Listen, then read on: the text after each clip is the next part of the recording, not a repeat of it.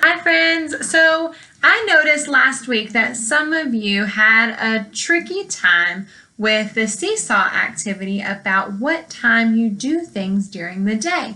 So in the activity, your job was to pick a few things that you do during the day, like eat breakfast, or play outside, or have dinner, or do your homework, and your job was to write the time that you do those things. And I noticed that some of you had a tricky time with it, so I found a book that I've had in my house called Around the Clock with Harriet, and it does a really great job of walking us through Harriet's day and what time she does different things, and I thought that it might help you with your seesaw assignment. And for those of you who already did that assignment and got a check and a thumbs up from me, then this will just help you practice telling time, because there are lots of clocks, analog and digital, inside this book. So it's called Around the Clock with Harriet, and around, that's been one of our spelling words. And this book is by Betsy and Julio Maestro. Okay. Grandma gave Harriet a new watch. Now Harriet could tell time. So here's her watch. When Harriet woke up the next day, her watch said 8 o'clock. It was morning. So here's 8 o'clock on the analog clock. So I'm going to make 8 o'clock on my big yellow clock. Here's 8 o'clock. The short hour hand is pointing to the 8 and the minute hand is pointing straight up at the 12, which means that no time has gone by. And if we wanted to write it the digital way, it would be 8:00. And remember, AM means morning. So she wakes up at 8 o'clock a.m. What time do you wake up in the morning? After Harriet dressed and made her bed, she sat down to eat her breakfast. Her watch said 9 o'clock. So Harriet eats breakfast at 9 o'clock. Here's how you would write it digitally, and then AM means morning. What is she having for breakfast? She's having pancakes. What did you have for breakfast this morning? Do you remember what time you ate breakfast? Or maybe you're eating breakfast right now while you're watching this video. Harriet cleaned up the kitchen and then went out to play. It was 10 o'clock. So hour hand on the 10, minute hand straight up. Here's how you would write it digitally, and it's still AM. It's still the morning. So at 10 o'clock AM, Harriet is playing outside. Looks like she's playing baseball. Baseball is one of our spelling words this week. Her watch said 11 o'clock when Harriet visited the library. So here's 11 o'clock. It's still the morning. It's still AM. Ooh, here's another clock. There are 3 clocks on this page. When Harriet had a peanut butter sandwich for lunch, her watch said 12 o'clock. It was noon. So at 12 o'clock, remember that's the tricky time because both the hour hand and the minute hand are both pointing straight up at the 12. So 12 o'clock during the day we also call noon. And that is the first hour that is PM.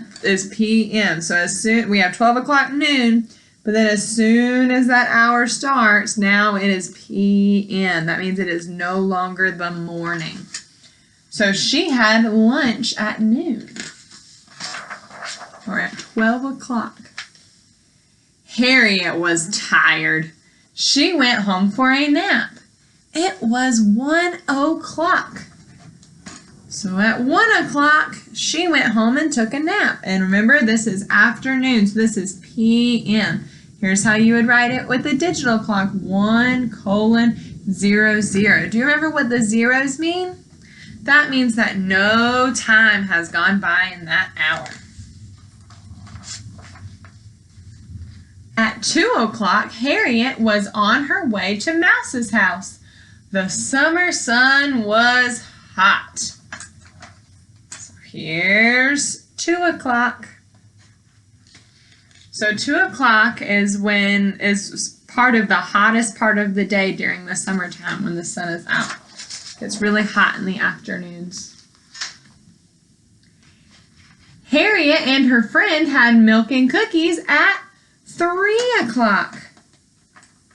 3 o'clock in the afternoon. When her watch said 4 o'clock, Harriet was shopping.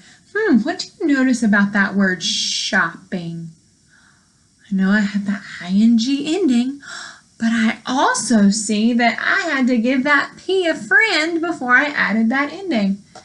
So at 4 o'clock, she was shopping at the grocery store. Harriet was in her kitchen at 5 o'clock. What does it look like she's doing? So around 5 o'clock, a lot of people are getting ready to have dinner. At 6 o'clock, Harriet ate her dinner. It was evening. So after the afternoon comes the evening. So that's when it's starting to become nighttime. That's when the sun is starting to set. We're starting to maybe feel a little tired. So she's eating her spaghetti and meatballs for dinner at 6 o'clock. So remember, you have to look at the hour hand first. The short hour hand is pointing to the 6, and no minutes have gone by in that hour. After dinner, Harriet cleaned up and then sat down to read. Her watch said 7 o'clock. Harriet got ready for bed. When she climbed in, it was 8 o'clock. So she goes to bed at 8 o'clock. You can see the moon's already out. That night, as she slept, Harriet's watch ticked away.